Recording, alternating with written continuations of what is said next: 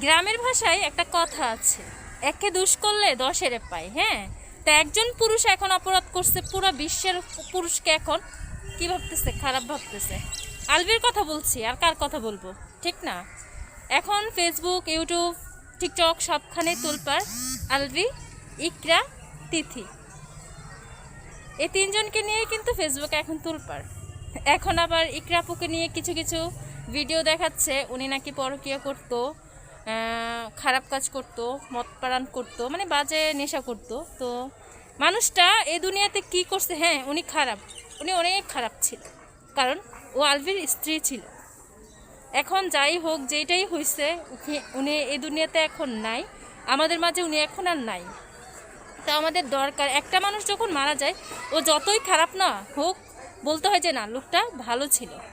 আর আলভির স্ত্রী ইকরা, আলভির স্ত্রী ছিল।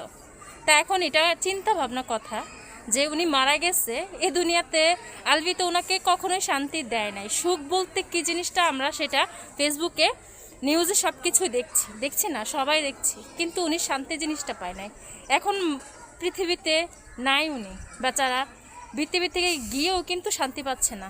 উনার নামে এখন হোক মিথ্যা হোক সত্য, মানুষটা তো আর পৃথিবীতে নাই। দরকার নাই এই বাজে বাজে মন্তব্য করার। ওনার জন্য সবাই একটাই দোয়া করবেন। এখন আলভির কথা আর তিথির কথা বলছি, নিজেরা বাঁচার জন্য অন্যের উপর এখন দোষ না চাপাটাই ভালো।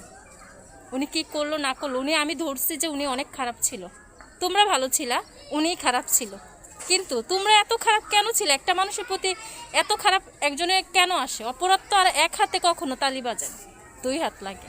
তোমাদেরও দোষ ছিল, আলভিরও দোষ ছিল, তিথিরও দোষ ছিল, ইকরারও দোষ ছিল, কারো দোষ কম ছিল না।